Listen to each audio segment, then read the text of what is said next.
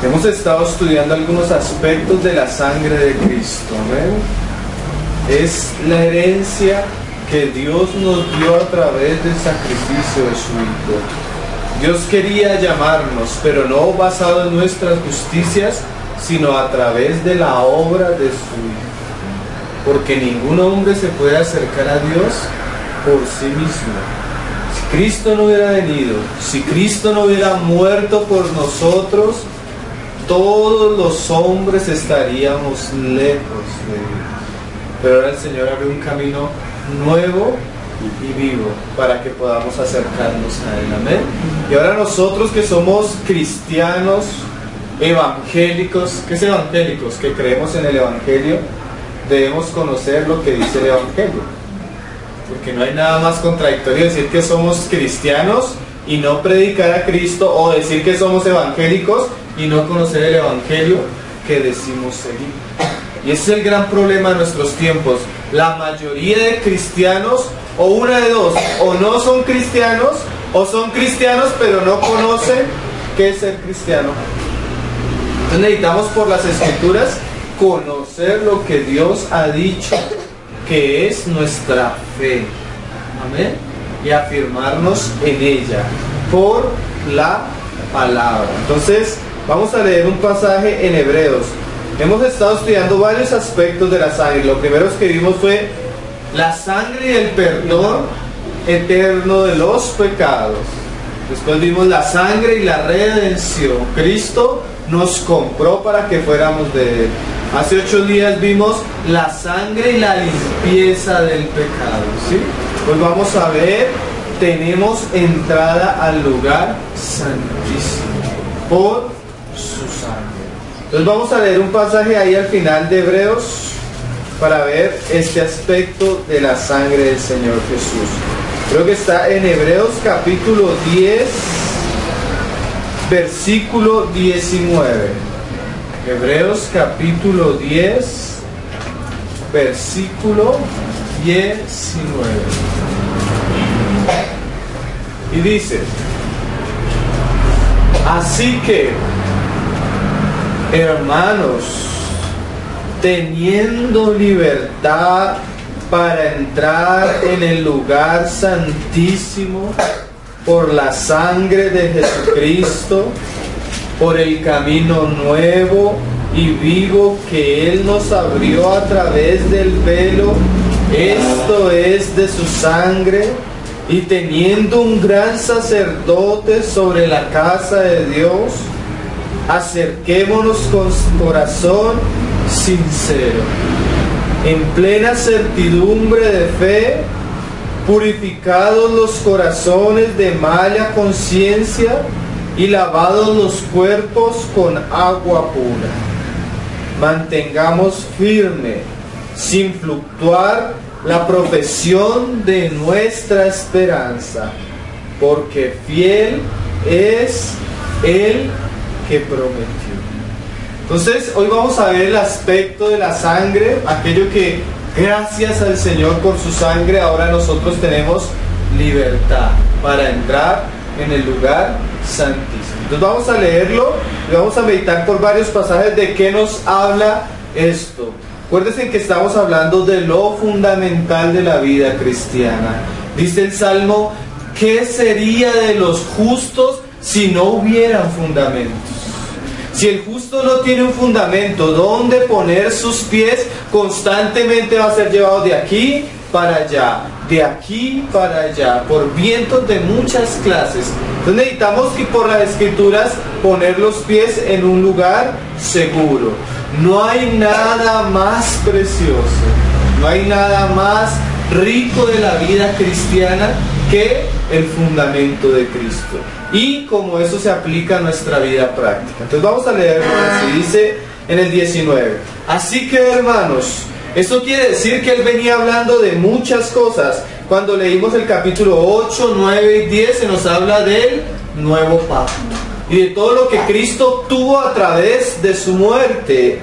Porque así cuando, ¿se acuerdan ustedes cuando Abraham mandó a traerle una esposa a Isaac? ¿Ustedes conocen esa historia? Y mandó a su siervo. Su siervo es tipo del Espíritu Santo. Isaac es tipo del Señor Jesús, Abraham tipo del Padre. El Padre quiere una esposa para su hijo Isaac, ¿sí? Dios quiere, y esa esposa es ¿quién? Su iglesia. Pero cuando Él manda a llamar a su iglesia, la hace a través de ¿quién? De su siervo, el Espíritu Santo. Hoy en día Dios está preparando a su iglesia a través de la obra del Espíritu Santo por medio de la predicación, para que ella se despierte y salga de esa comodidad en la que ella está y vaya donde está su marido. Su marido es Cristo, pero el siervo no viene solo. Cuando el siervo viene, figura tipo del Espíritu Santo, el siervo venía lleno de camellos con riquezas. Tanto que los familiares de Rebeca, al ver las riquezas que traía el siervo de Abraham, de una vez se dispusieron a prepararle a su hija para que se fuera. ¿De qué nos habla eso? Cuando el Espíritu Santo viene a nuestra vida, viene lleno de regalos y dones que se obtuvieron en la cruz de Cristo y que debemos conocer, porque esa es la manera en la cual el Señor nos va a preparar para el día del encuentro con Él. Entonces muchos de esos regalos pues en esa época eran oros, zarcillos, plata, cosas preciosas, pero ahora la obra que Cristo ha hecho no nos da cosas materiales, sino nos da una serie de beneficios espirituales, los cuales debemos que tomar por la fe, apropiarnos, porque eso va a hacer que nuestra caminada aquí en la tierra sea con un propósito y podamos crecer hasta la madurez.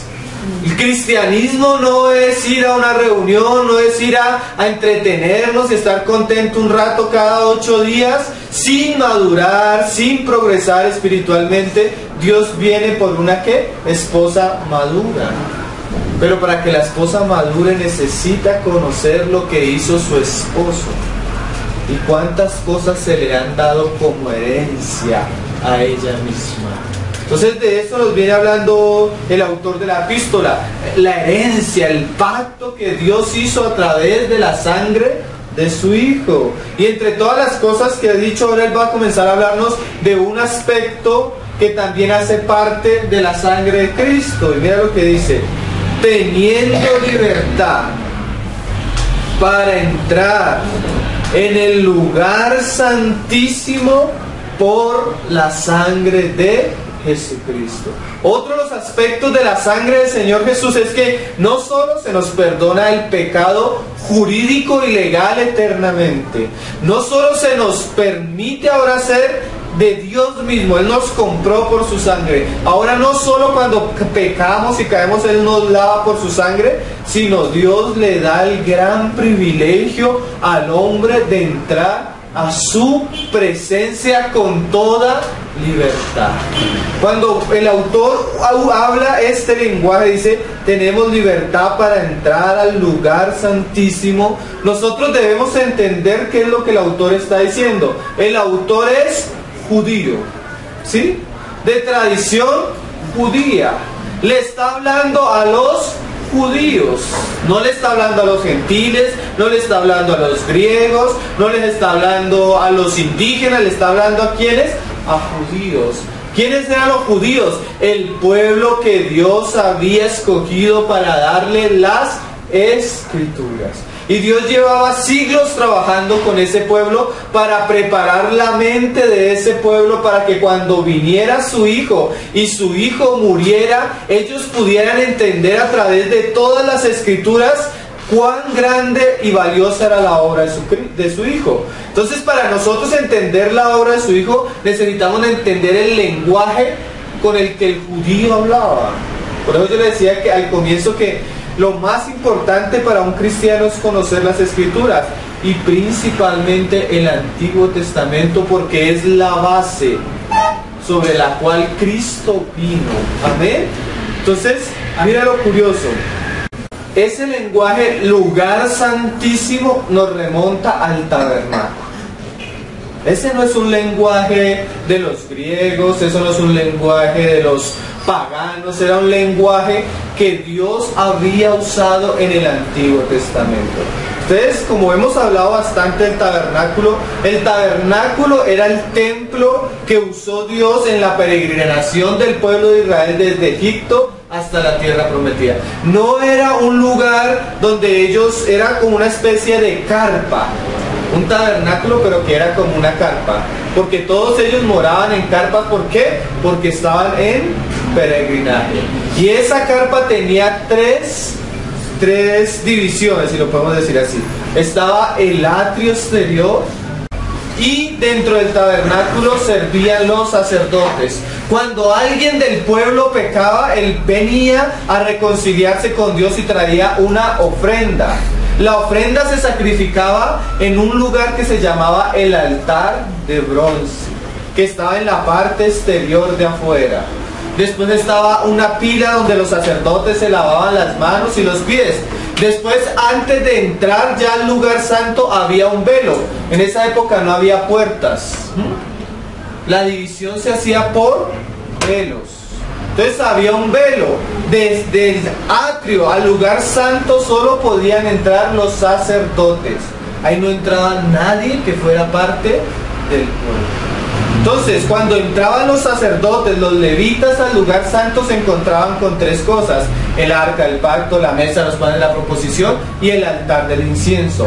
Hasta ahí podían llegar solo los levitas. Ellos no podían entrar a la parte más íntima del lugar, del tabernáculo, que era el lugar santísimo. Ahí solo entraba el sumo sacerdote, y una vez al año. ¿Por qué estamos hablando de esto, hermanos? Porque la sangre nos da entrada con toda libertad. ¿A dónde? Al lugar santísimo. Eso es un lenguaje del Antiguo Testamento, del tabernáculo. ¿Qué quiere decir eso? Que para tú poder entrar en el Antiguo Pacto al lugar santísimo, solo lo podías hacer si eras sumo sacerdote, y si venías con sangre, y solo una vez al año. Si eras levita no podías entrar, solo hasta el santo. Si eras judío, solo hasta el atrio exterior a ofrecer el sacrificio. ¿De qué nos habla todo eso? El lugar santísimo era el lugar donde el Señor había escogido manifestarse a los hombres. ¿Sí?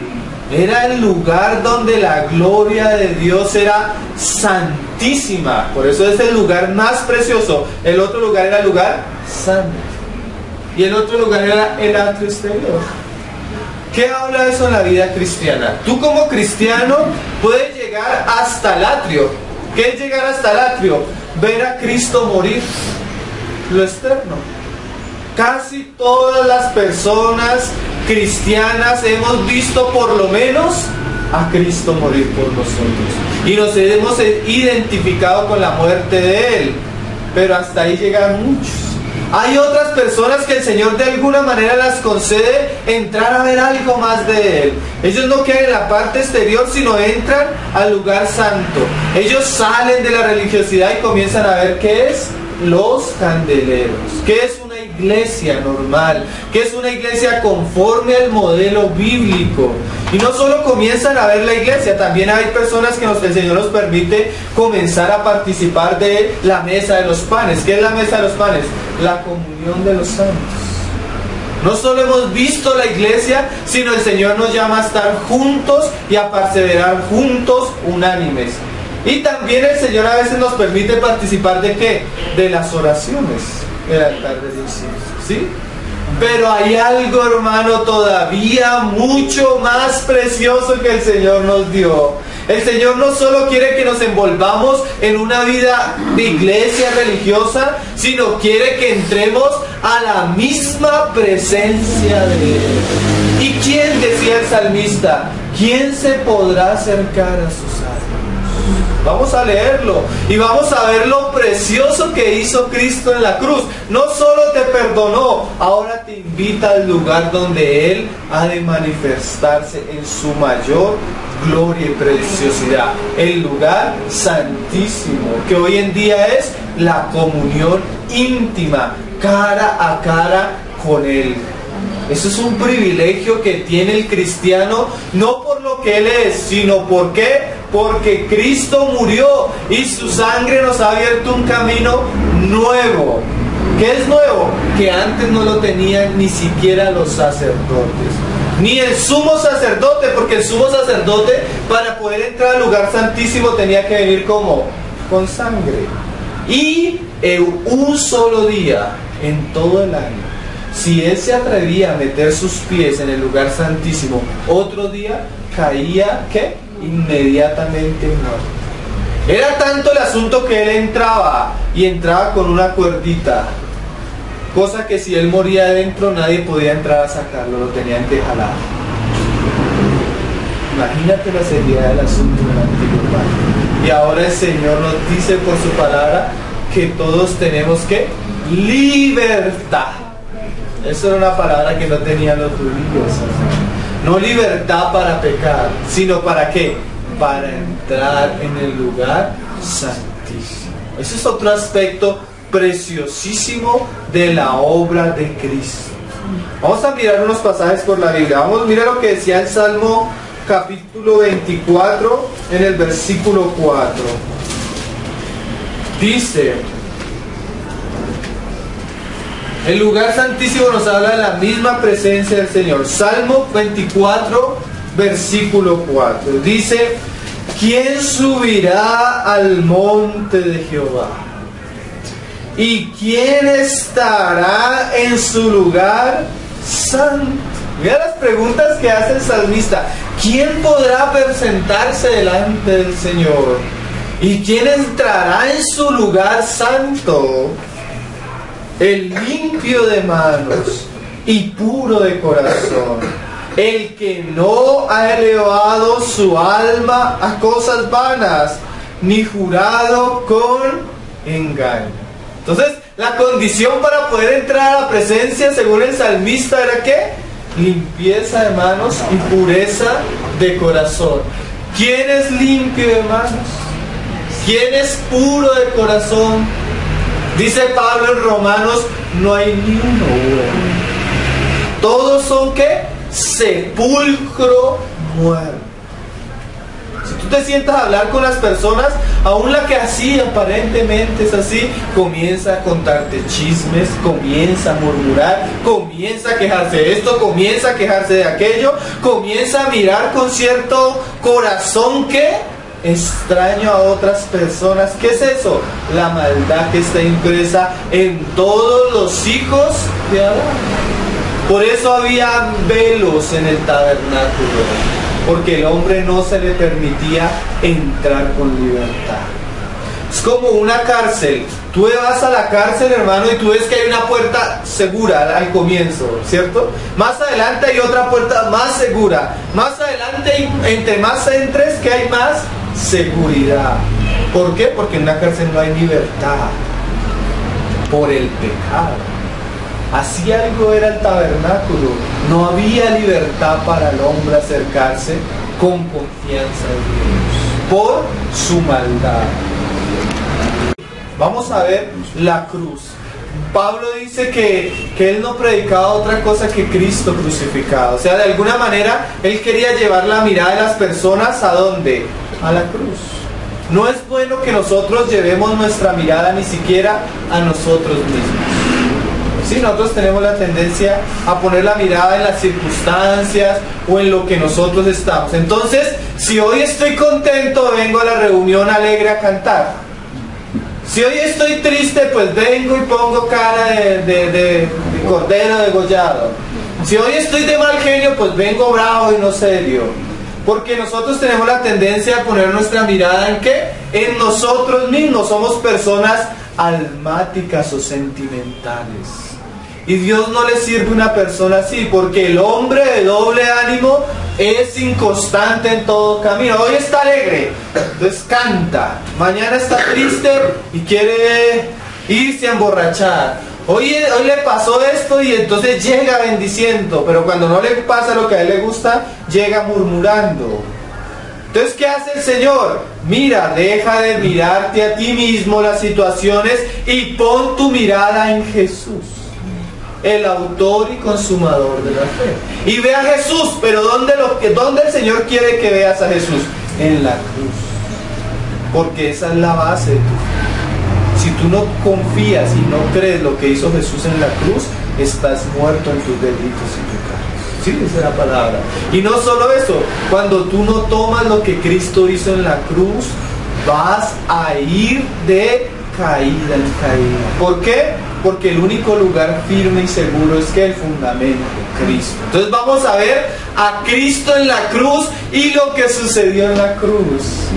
Lo que obtuvo Cristo por nosotros en la cruz. Mateo 27, mira lo que decía. Apenas el Señor, después de haber muerto, sucedió algo precioso. Es como cuando tú inmediatamente pagas algo con tu tarjeta de crédito, inmediatamente te aparece el recibo que tu pago ha sido aceptado, ¿sí? Inmediatamente tú pagas, se te devuelve el recibido. O sea, lo que pagaste fue aceptado. Donde Cristo hubiera muerto y Dios no hubiera aceptado la obra de Cristo en la cruz, no hubiera pasado esto que vamos a leer. Esto es una evidencia que la sangre del Señor que cumplió todas las expectativas de la justicia de Dios. Amén. Vamos a leerlo, mira lo que dice 27:50. Mas Jesús, habiendo otra vez clamado a gran voz, entregó el Espíritu. ¿Qué es eso? Murió. Y he aquí, inmediatamente Él murió, hermanos. ¿Qué pasó? El velo. Y ahí comenzamos a entender lo que estaba hablando el autor de Hebreos. Del templo. ¿Qué era el templo, hermano? La figura terrenal de aquel templo celestial. ¿Sí?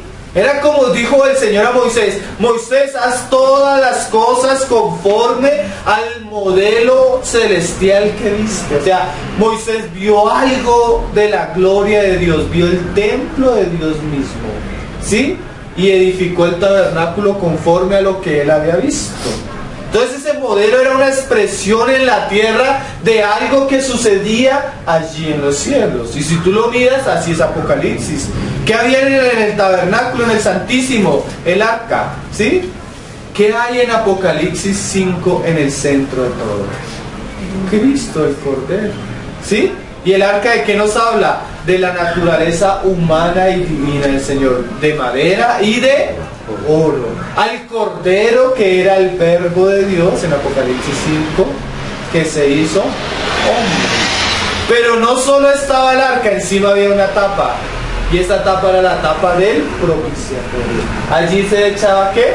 La sangre. ¿Qué había en Apocalipsis 5? Un cordero como inmolado, sangre. ¿Qué había en la tapa del propiciatorio? 2 querubines extendiendo sus alas. ¿Sí? ¿Qué ves en Apocalipsis 5? 4 seres vivientes, que son los mismos querubines de Isaías y de Ezequiel. ¿Sí ven que todo lo que se veía en el tabernáculo temporal era una figura del celestial? Entonces, esto que va a suceder en el templo, en los tiempos de Jesús, cuando Él fue crucificado, estaba sucediendo en la misma gloria de Dios. Mira esta imagen. Y he aquí el velo. ¿Qué era el velo? La manera en que Dios dividía el tabernáculo o el templo. ¿De qué? Las partes exteriores, el lugar santo y ¿qué? El lugar santísimo. Era la manera en que Dios ponía límites a los hombres para que no profanaran sus atrios. Y mira ahora qué pasa con el velo del templo. Inmediatamente Cristo murió, ¿qué pasó? Se rasgó en 2. Y mira esta frase, porque no fue que lo cogió un hombre y lo rompió, sino se rasgó de arriba a abajo. O sea, fue una obra ¿de quién? De Dios mismo, abriéndole el camino al hombre para acercarse al hombre, a su presencia. Y dice, de arriba abajo. y la tierra tembló y las rocas se partieron. ¿Saben qué imagen me recuerda esto cuando la tierra tembló? Cuando Isaías en el capítulo 6 dice que vio la gloria de Jehová. Y la gloria llegaba a la casa y se estremeció la casa. ¿Sí se acuerdan de ese pasaje? ¿Qué quiere decir eso, hermanos? Cuando Cristo murió, nos dice el autor de Hebreos, que él, cual sumo sacerdote, se presentó delante de su Padre, que no con manos vacías, ni con la sangre de machos cabríos, ni de ovejas, ni nada, sino con su propia sangre. Y obtuvo que eterna redención, perdón de los pecados. Pero otra de las cosas preciosas que Cristo hizo fue que traspasó los cielos. ¿Sí? Y no solo los traspasó, detrás de él dejó un camino nuevo y vivo para que tú y yo podamos acercarnos a Dios. Los otros aspectos de la sangre de alguna manera tratan la culpabilidad del pecado, las consecuencias del pecado, pero este aspecto de la sangre es precioso en el sentido de que ahora no solo hemos sido perdonados, sino que ahora se nos permite venir y tener comunión íntima con Dios mismo. Las evidencias de un verdadero cristiano no es que asiste a la denominación, no es que canta unas canciones, es que ahora ha venido y tiene un encuentro cara a cara con Dios. Pasó de tener un Dios lejano, un Dios que no conocía, pasó de la idolatría, a adorar imágenes, a adorar hombres, ahora a conocer al único y eterno Dios verdadero. Y no conocerle de oídas, sino que su misma vida es un testimonio de que Él ha entrado al lugar más cercano a Dios. Ese es el privilegio que tienen los hijos que tienen ahora las puertas abiertas. Antes el judío no, ni siquiera el sacerdote, ni siquiera el sumo sacerdote. Y ahora cualquier cristiano que haya nacido de nuevo, que haya creído en la obra de Cristo, que tiene entrada por gracia a la presencia de Dios. Y eso cambia la vida de cualquier persona. Como decía Pablo, ahora no solo pasamos de ser enemigos, sino ahora que Dios nos reconcilió. Y no solo nos reconcilió, nos abrió las puertas de su trono. Y antes el trono era de ¿qué, hermanos? Era un trono de santidad, de justicia, y lo sigue siendo. Pero ahora cuando tú vienes en Cristo, el trono se vuelve un trono de gracia. ¿Ustedes han visto la película del Señor de los Anillos? Hay una parte donde todos ellos llegan van a entrar a una cueva y una puerta grandísima, y van a entrar y quieren entrar de muchas maneras y no saben cómo entrar. Entonces hay una clave en el techo que dice algo así: si eres amigo, di la palabra, algo así, la frase. Y con solo decir la frase se le van a abrir las puertas. Entonces ellos están ahí, ¿cuál será la frase? Algo así es el trono de Dios. Dios sí quiere que los hombres vayan a Él, pero tú debes conocer la frase o la manera en que Dios abre las puertas de su trono. ¿Saben cuál es la manera que Él abre las puertas, hermano? Cuando tú confiesas: Cristo murió. Solo hay un camino. Solo hay uno, hermano. Tú puedes ver a la persona más religiosa, llena de buenas obras, cuida enfermos, predica el evangelio, se esfuerza por ayunar, se esfuerza por dar diezmos, se esfuerza por aquello, se esfuerza por aquello. Si esa persona no conoce a Cristo y la sangre de Cristo, Dios no la recibe. Y no solo no la recibe, dice Pablo, dice Juan, que está bajo la ira de Dios. ¿Sí? ¿Por qué? Porque la única manera que Dios pueda recibir al hombre es cuando el hombre viene lavado por la sangre de Cristo. Entonces esto es algo que cambia totalmente la vida personal, la vida espiritual y la vida práctica del creyente. Cuando tú comienzas a entender que el Señor no solo quiere que tú practiques ciertos ritos espirituales, sino que Él quiere que tú te acerques a su misma presencia, eso cambia todas las cosas.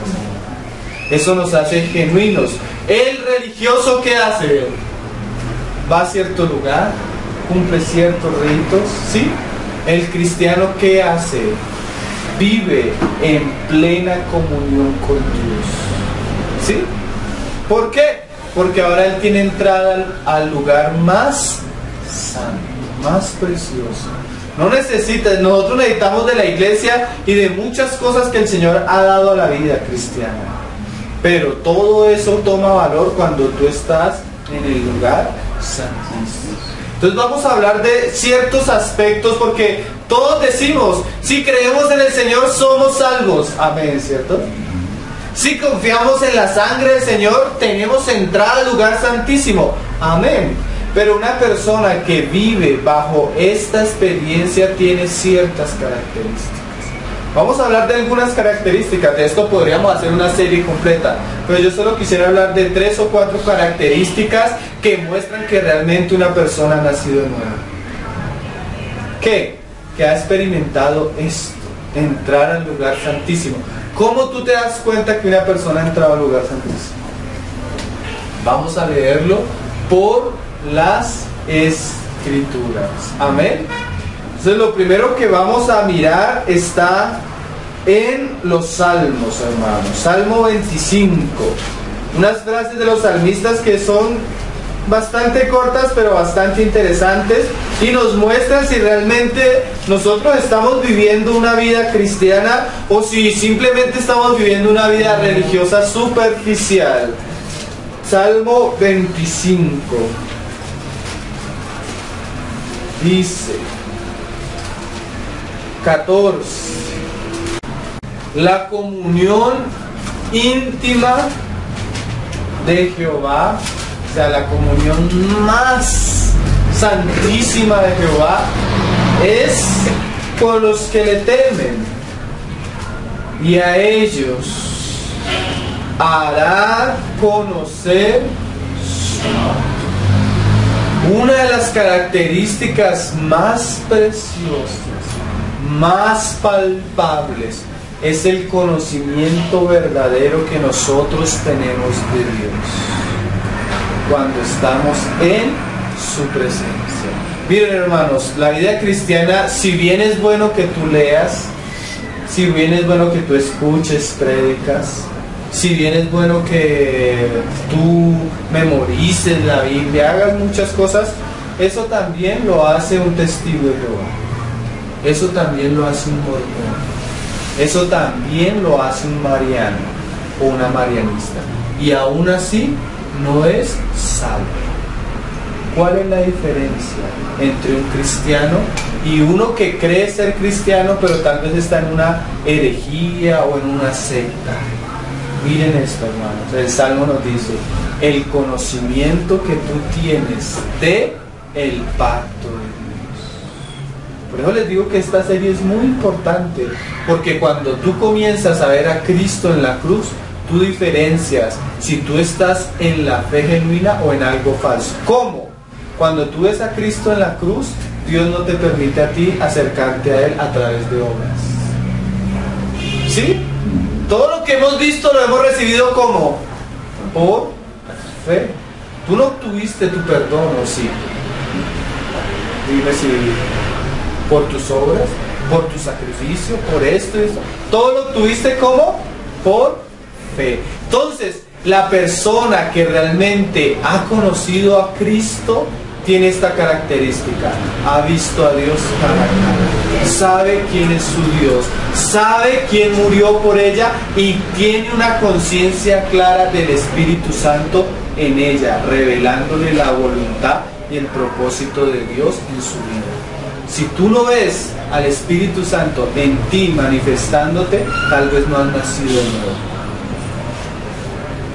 Un conocimiento no externo, sino que real. espiritual. Cosas que nunca habías visto, cuando crees en Cristo comienzas a verlas. Cosas que nunca habías oído ni habían subido en el corazón del hombre, son las cosas que Dios ha preparado para los que le aman. ¿Cuáles son los que le aman? Los que mucho se les perdonó, ¿cierto? ¿Se acuerdan de los pasajes que leímos la vez pasada? A los que mucho se les perdona, ¿qué? Mucho aman. Y los que mucho aman se caracterizan, ¿por qué? Porque ahora oyen lo que otros no oyen. Los otros oyen, miren, música del mundo, pero aún el religioso va a una denominación o a un lugar y escucha una prédica. El cristiano verdadero no solo escucha al pastor, está escuchando la voz ¿de quién? De Dios mismo. Esa es una evidencia que Dios les da a conocer su pacto. ¿Por qué? Porque ya no hay intermediarios, ahora tú tienes entrada libre. Y ahora tus ojos pueden ver y oír lo que otros no ven. ¿A ti no te ha pasado que comienzas a hablar con otra persona y, oh, gloria al Señor, y estaba en esta situación, y el Espíritu me habló y me mostró tal cosa? Y la otra persona comienza a mirarte como, está loco, que Dios le habla, que ore, Dios lo escucha, que sabe cuál es la voluntad de Dios. ¿Por qué? Porque no tiene entrada al Santísimo. Tú sí, por la sangre del Cordero. Miren, hermanos, no hay nada más precioso. Tú puedes llegar a una iglesia y escandalizarte con los hermanos, ¿sí? Cuando tú llegas a la misma presencia del Señor, ahí no hay escándalos. Ahí está el que habita en luz inaccesible. Aquel es que es sin defecto, aquel que es santo, santo, santo. Aquel que no te va a engañar, aquel que te habla con la verdad y te ama profundamente. Sí, Cristo Jesús, sentado a la diestra de Dios. Ahora tú tienes un privilegio, hermano, que no tuvo ninguno en el Antiguo Testamento. Tanto que el Señor dice, si ven a Juan el Bautista, el mayor de los profetas, pero aún el menor en el reino de los cielos es que es más grande que él. ¿Por qué? Porque Juan el Bautista no podía entrar al Santísimo. Tú sí, por la sangre del Cordero. Es una de las primeras evidencias del creyente genuino que se ha lavado por la sangre de Cristo, es el conocimiento real interior que él tiene de Dios mismo. No está hablando lo que otros hablan. Él claramente sabe que su lugar, ¿dónde está? En los cielos. Conoce a su Padre, conoce al Hijo que murió por él, y es un testigo palpable de que el Espíritu Santo fluye en él como un río. Eso es una evidencia de que hemos entrado al lugar santísimo, que escuchamos la voz del Señor. Allá entraba el sumo sacerdote con Urín y Tumín, el pectoral con las piedras preciosas. Y allá que el Señor le mostraba a los hombres su voluntad. ¿Sí? El Urín y Tumín era como un semáforo de muchos colores, donde Dios le mostraba al pueblo su voluntad según las luces que resplandecían en el pectoral del sacerdote. Ahora tú tienes un Urín y Tumín todavía más precioso, el Espíritu Santo.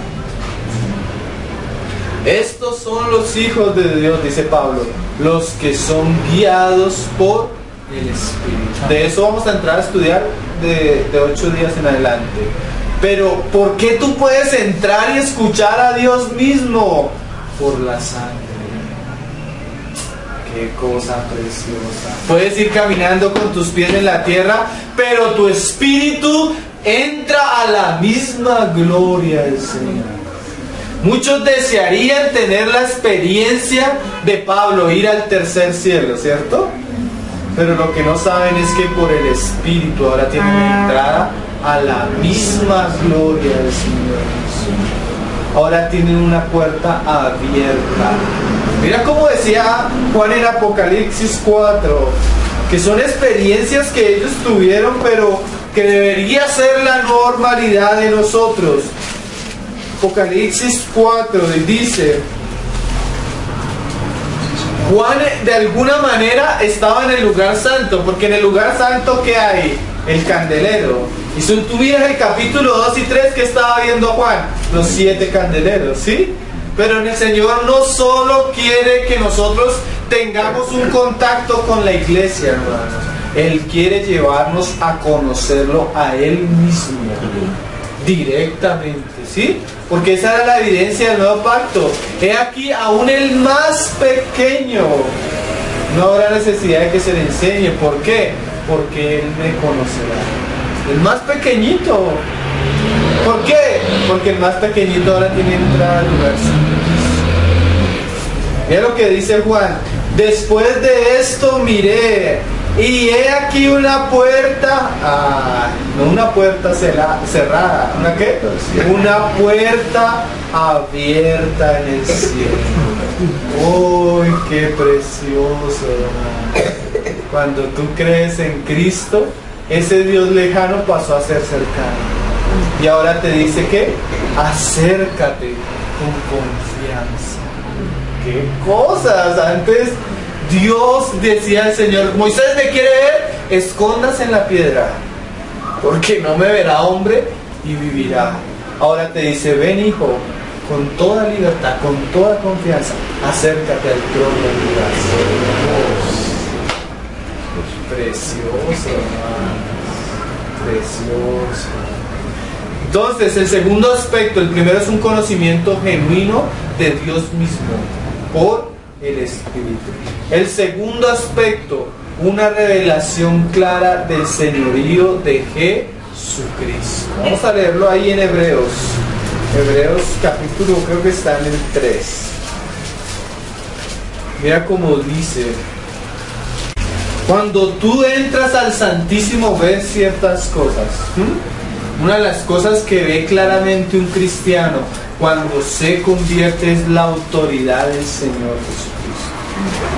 Hebreos 2, versículo 9. Pero vemos, mira, él dice como alguien que está aquí viendo, ¿qué? Cosas que otros no han visto, ni han oído, ni han subido en su corazón. Dice: pero vemos a aquel que fue hecho un poco menor que los ángeles. Mira esta frase: a Jesús, coronado de gloria y de honra. ¡Qué imagen! Mira, según lo que hemos visto, Jesús al morir va y se presenta con su sangre delante del Padre. Nos abre un camino nuevo y vivo. ¿Para qué? Para que entremos confiadamente. Pero ahora cada vez que tú te acerques al trono de la gracia, ¿qué vas a encontrar? A un hombre sentado a la diestra de Dios, recibiendo ¿qué? La gloria y el honor. Todo verdadero cristiano nacido de nuevo, que por la sangre del Señor Jesucristo entra a la presencia de Dios, es un hombre que ha conocido la autoridad del Hijo de Dios. ¿En qué se traduce eso? Miren, tan fácil como la experiencia de Pablo. Pablo iba a perseguir a los cristianos, se encontró a Cristo en el camino. ¿Cuáles fueron las primeras palabras que Pablo le dirigió al Señor? ¿Qué haré, Señor? ¿Qué hizo Pablo? Se sometió a la autoridad de Jesús. Una persona no puede decir que es cristiana e ignorar el señorío de Cristo. Y esto es muy práctico, hermano. Si tú ahora como hijo de Dios no honras al Señor Jesús, ¿qué quiere decir eso? Señor, voy a hacer esto. ¿Esto es tu voluntad, Señor? Señor, quiero comprar esto. ¿Esto es tu voluntad? Señor, tengo estos propósitos, pero ahora yo no soy el dueño de mi vida. Ahora cada vez que me acerco a tu trono me doy cuenta que tú eres el Rey y quiero honrarte como Rey. Quiero servirte como Rey. Ya no quiero vivir para mí mismo. Ahora está ¿qué? Bajo el gobierno y la autoridad de Cristo. No es lo que se enseña hoy en día, que tú vienes a Dios y le dices, mira, te pido esto y esto y lo declaro. O sea, como diciéndole a Dios, obedéceme lo que te estoy pidiendo. No es eso, no. Al contrario. ¿Cómo se acerca el cristiano? Señor, haz tu voluntad aquí en la tierra, como yo te veo cuando estoy en tu presencia, como en los cielos. ¿Sí ven que eso tiene implicaciones muy prácticas, ¿verdad? Si tú has entrado al Santísimo, en el Santísimo tú no eres Señor, sino simplemente un ¿qué? Siervo. Porque en el Santísimo hay uno sentado a la diestra del Padre, Jesucristo, el Señor de señores. La evidencia de un cristiano es el señorío de Cristo en su vida, en todas las áreas de su vida. Y eso tiene repercusiones preciosas, hermano. Cuando tú estás en la presencia del Señor y el Espíritu comienza a glorificar al Hijo, comienzas a poner todas las cosas a los pies de Cristo, eso tiene una repercusión en nosotros mismos, que es otra evidencia de una persona que está en la presencia del Señor, o sea, que entra al lugar santísimo. La paz interior. Una de las mayores características de que un hombre está en la presencia del Señor es la paz con la que él vive. Vamos a leerlo por las Escrituras. Isaías 26:3. Vamos a leerlo desde el 1 porque está muy relacionado el lenguaje que está usando el profeta con nuestra salvación. Mire, dice: en aquel día cantarán este cántico en tierra de Judá.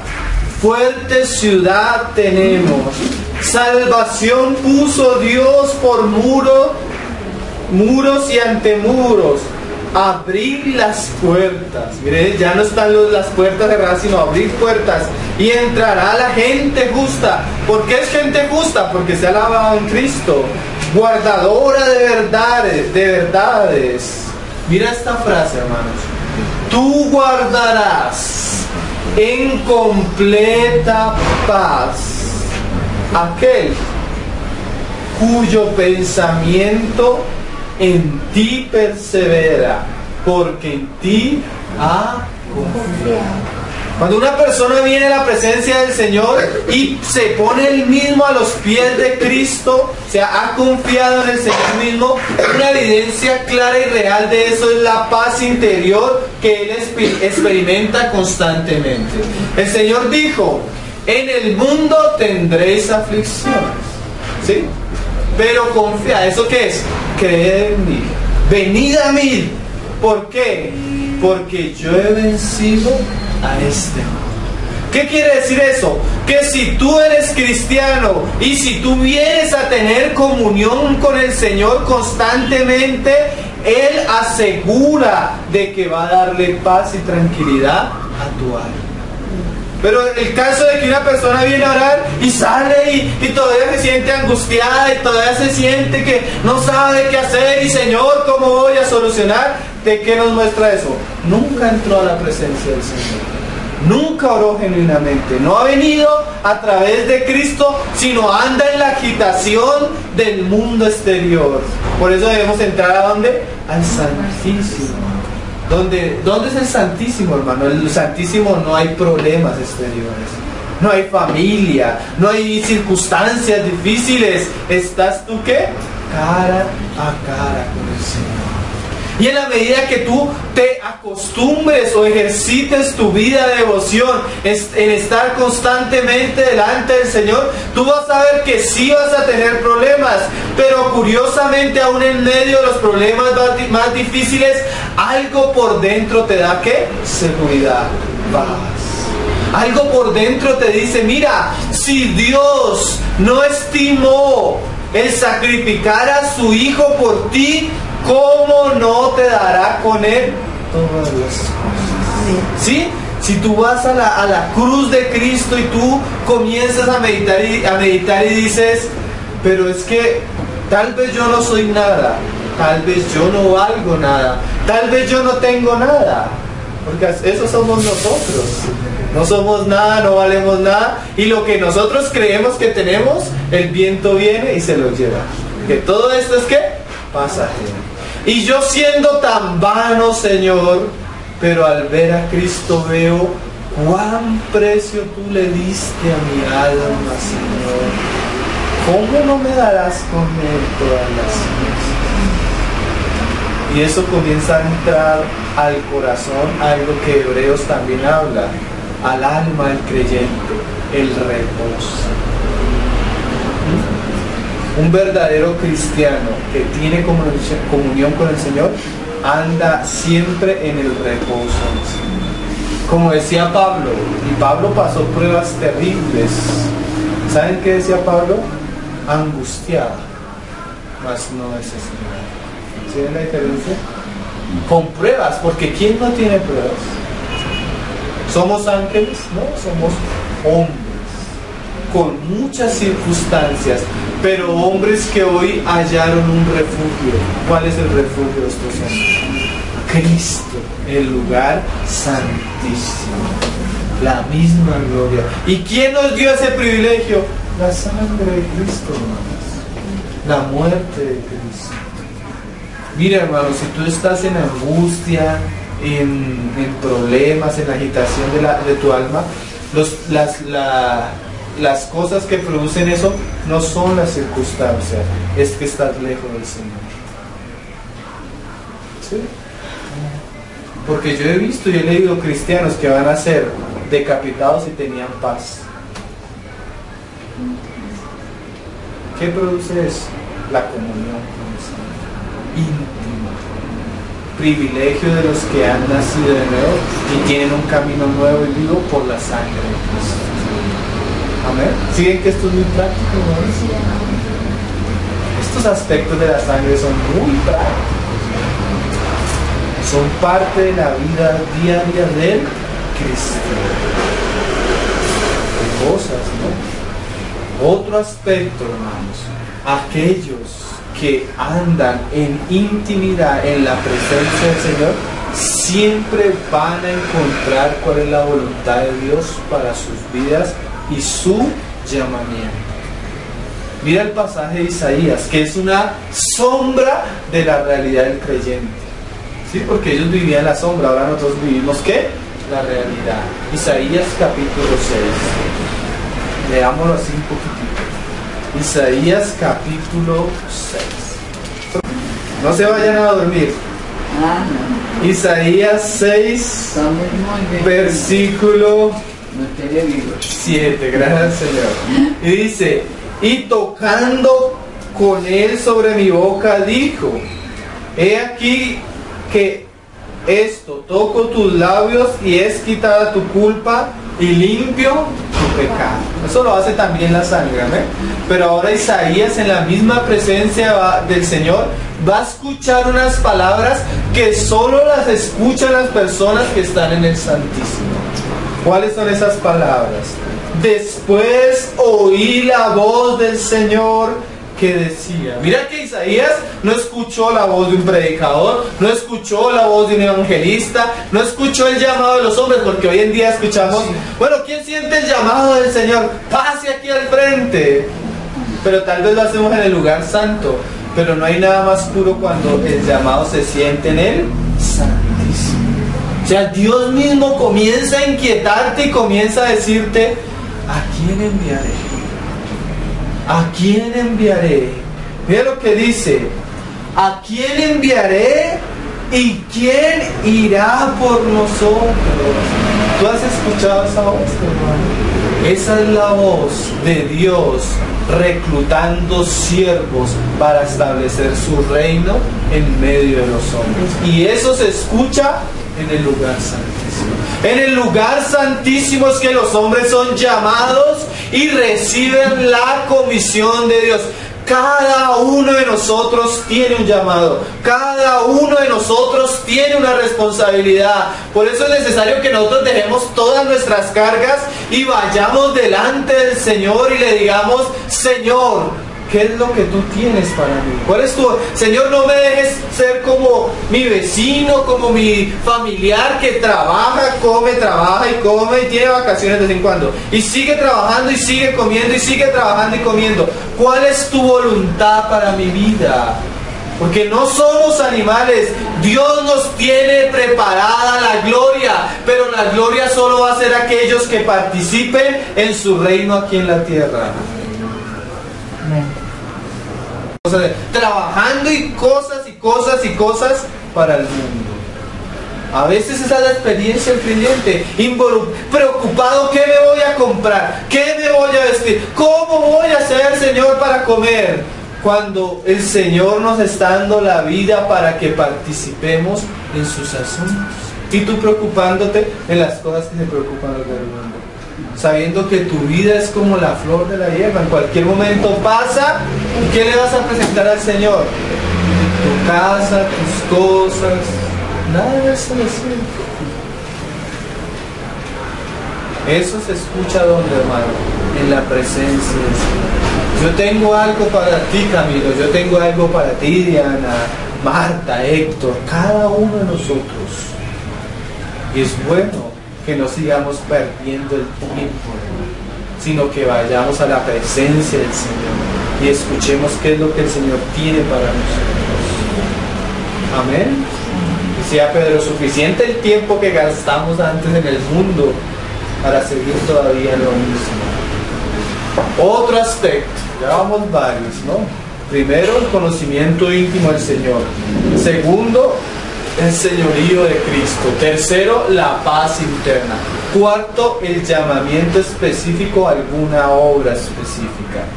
Quinto, hermanos, el llamamiento que el Señor le hace a todo cristiano es a la guerra. Vamos a leerlo en Santiago, capítulo 4. Son cosas que nosotros debemos entender espiritualmente que suceden en el lugar santísimo. Santiago 4, versículo 7.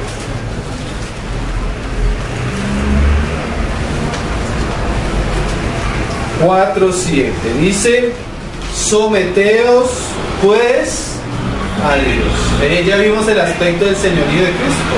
Cuando tú te sometes a Cristo, te estás sometiendo a la cabeza que Dios ha establecido para los hombres, el ungido de Dios. Pero cada vez que tú vienes al Señor y el Señor te comisiona, vas a encontrar que el reino de Dios tiene ¿qué? Enemigos. ¿Sí? Y entonces mira lo siguiente: resistid al diablo y huirá de vosotros. Y como en un sándwich, mira, vuelve a decir el Señor: acercaos a Dios. ¿Sí ven la cosa? Someterse a Dios, la batalla con el enemigo, y al final otra vez: acercaos a Dios. ¿Qué quiere decir eso? En pocas palabras es esto, hermano. Cada vez que tú estás en la presencia del Señor y el Señor te comisiona algo y vienes con el encargo de Dios, siempre va a haber resistencia. Tú vas a avanzar en el Señor, amén. A eso nos ha llamado el Señor. Siempre el enemigo va a poner algo en contra para resistir lo que el Señor está haciendo. Y el cristiano en la presencia de Dios debe aprender ¿a qué? A resistir. ¿Qué es resistir? Es no dejar que el terreno que Cristo ha ganado en nuestras vidas retroceda. Fácilmente el diablo va a querer, si tú ya te has casado, que te divorcies. Porque eso es retroceder a algo que Dios ha hecho. Fácilmente, si el Señor te ha llamado a predicar o a servir en algo, el diablo va a querer que tú abandones esa responsabilidad. ¿Sí? Fácilmente, si el Señor te ha llamado a reunirte, a hacer ciertas cosas para Él, el diablo no le gusta eso y se va a oponer a que tú te reúnas, se va a oponer a que tú le busques. ¿Por qué? Porque esta es una batalla por un territorio. O el reino de Cristo avanza o el reino de Cristo retrocede, hermano. Y la responsabilidad está en el creyente que vive delante de Dios. Tú puedes retroceder, hermano. Muchos son gallinetas. Muchos vienen el primero, el segundo problema y salen corriendo. Pero solo los valientes, los esforzados, arrebatan. Miren, hermanos, hay que disponernos en el Santísimo a la guerra, a sufrir, a pasar circunstancias contrarias, porque eso es una guerra. Una guerra no es tú sentarte en una playa con tu Biblia, que te traigan y te hagan vientico así, hermano. Es una lucha, es un conflicto, va a haber problemas, y la obra de Satanás es querer que tú retrocedas. Isaías, yo te mando, pero te mando a un pueblo duro de corazón, de servir dura, con ojos que ven pero no quieren ver, con oídos que oyen pero no quieren oír. Ve, de todos modos ve, porque así otros no crean, tú vas a ser un testimonio para todos los que no lo vean. El cristiano es como el salmón, hermano, lucha contra la corriente. ¿Sí? ¿Se han visto el salmón que todo el río va para abajo y él va para arriba? Así es el cristiano. Y miren, hermanos, no dejen perder lo que Cristo ya les ha dado. Así sea poco, hermano. El Señor te dio esta reunión, te dio este aspecto en tu vida cristiana. No lo dejes perder, porque esa es la obra de Satanás. Dios tal vez nos lleva tiempos de quietud, pero generalmente Dios no nos hace devolver. El que nos hace devolver es ¿quién? Satanás. Resistible. Y mira esta otra frase: y huirá. Dios necesita hombres que saquen corriendo a la serpiente, que avancen el reino de su Hijo, hermano. Que cuando Satanás vea a estos hombres, vea que vienen con la autoridad de Cristo, que no le queda otro camino que así como cuando David le tumbó la cabeza a Goliat, ¿qué hicieron los filisteos? Huyeron. Cada vez que nosotros por Cristo peleamos una batalla, somos llamados al conflicto y vencemos, ¿eso qué hace? Que Satanás huya. Y así el reino de Cristo avanza. Pero todo se obtiene ¿dónde, hermano? En el sacrificio. Entonces terminamos con un pasaje de Hebreos, hermano. Ahí en Hebreos capítulo. Terminamos. Creo que está en el capítulo 4. Dice, versículo 14, 4:14. Por tanto, teniendo un gran sumo sacerdote que traspasó los cielos, Jesús, el Hijo de Dios. Mira esta frase: retengamos nuestra profesión. ¿Cuál era nuestra profesión si somos sacerdotes, hermano? Vivir delante de Dios. El Señor le decía al sacerdote en el Antiguo Testamento: no os engañéis, no os llamé a vosotros para que andéis delante de mí. Esa es nuestra profesión, andar delante de Él, porque delante de Él es que todas las cosas surgen genuinamente. ¿Amén? No es que tú te pongas a reprender y a reprender al diablo como hacen hoy en día, entre las personas ni siquiera tienen tiempo de comunión con Dios. ¿Sí? Yo conozco el caso de una mujer que tenía el ministerio del exorcismo y de la liberación. Entonces se iba con aceite a ungir casas, cuando la Biblia nunca mandó. ¿Dónde encuentras tú que alguien en la Biblia unja una casa? No mandó el Señor. Entonces ella decía que en la iglesia a ella le habían dicho que ella tenía el misterio de liberación y iba a ungir casas. Un día entró a una casa, hermanos, y había cantidad de demonios.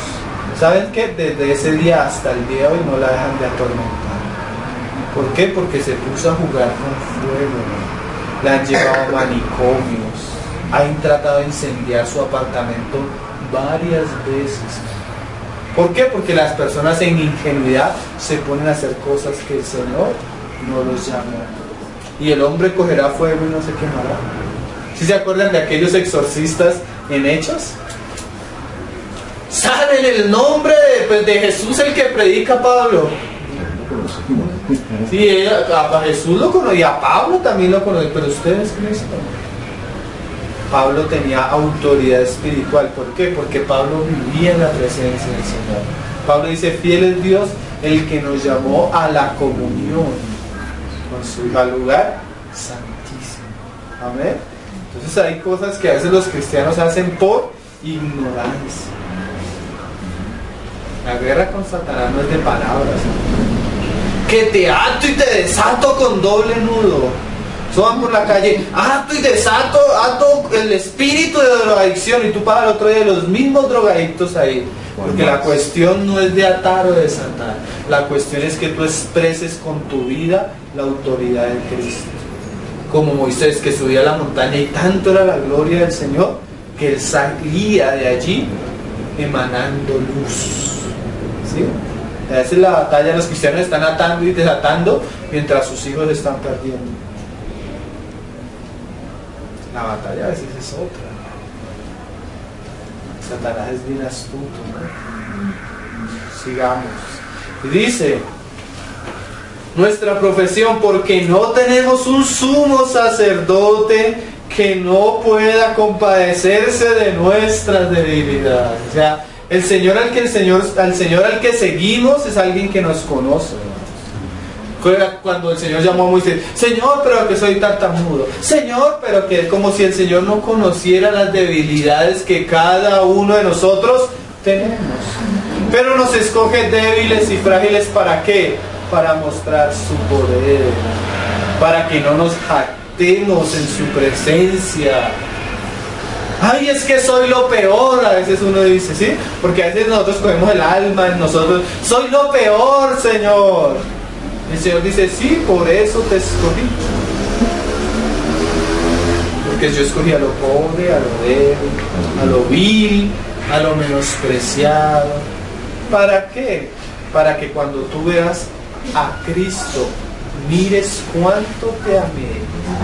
Y no solo mires cuánto te amé, sino mires lo que yo quiero hacer contigo, llevarte a ser como Él. Así los hombres te menosprecien, si tú realmente andas delante de mí, tengo un trono preparado para ti. Uy, podemos perder, no tener nada acá en la tierra, ser menospreciados, pero si somos fieles, algún día nos sentaremos en la gloria con el Señor.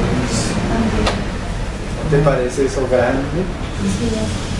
Cosa, ¿no? Entonces, hermano, el Señor no, sino uno que fue tentado en todo, según nuestra semejanza, pero sin pecado. Acerquémonos, ¿sí? Como decía en el capítulo 10, acerquémonos. Pues, confiadamente, ya no hay velo, hermanos. La sangre de Cristo nos abrió un camino nuevo, vivo, libre de impedimentos, al trono de la gracia, para alcanzar misericordia y hallar gracia para el oportuno, como decía más adelante, teniendo libertad para entrar en el lugar santísimo, que acerquémonos con confianza. O sea, tenemos a nuestro Padre, que gracias a su Hijo ahora tiene los brazos abiertos para nosotros. Entonces, hermanos, entrando al lugar santísimo, otra provisión de la sangre de Cristo. Creo que hoy, confiando en el Señor, terminamos el aspecto de la sangre. Dentro de 8 días comenzamos a hablar del Espíritu, y ese es todavía más, cada vez más profundo, más valioso y más precioso para nuestras vidas. Amén. Señor, te damos gracias por lo que tú has hecho, Señor, porque esto no es obra de hombres, Señor, ni por hombres ni para hombres, Señor. Tú derramaste tu sangre, Señor. Cual sumo sacerdote la presentaste delante de tu Padre y has sido glorificado. Pero ahora, por medio de tu muerte, Señor, podemos acercarnos a ti. Concédenos cada día, Señor, no como el sumo sacerdote una vez al año ni una vez a la semana, sino cada día, Señor, acercarnos a tu presencia, Señor. Cada día poder escucharte, cada vez poderte ver glorificado cada día, poder expresar tu voluntad aún en nuestra alma, en nuestros sentimientos, que tú sabes que son tan volubles, Señor. Reina en medio nuestro, Señor. Concédenos saber cuál es tu propósito para nuestras vidas, Señor, y obedecerlo, Señor. Ayúdanos en tu presencia a afirmar la obra de nuestras manos, Señor. Todo aquello que tú nos has puesto a hacer, todo aquello que tú nos has llamado a hacer, Señor, ayúdanos a hacerlo bajo tu autoridad, bajo la comunión contigo, Señor, a someternos a ti. Danos el valor y la inteligencia, Señor, cuando el enemigo venga, Señor, para resistirnos. Y que Él huya delante de nosotros, por tu poder, por tu autoridad, Señor. Guíanos, enséñanos, Señor, a vivir una vida de comunión íntima contigo.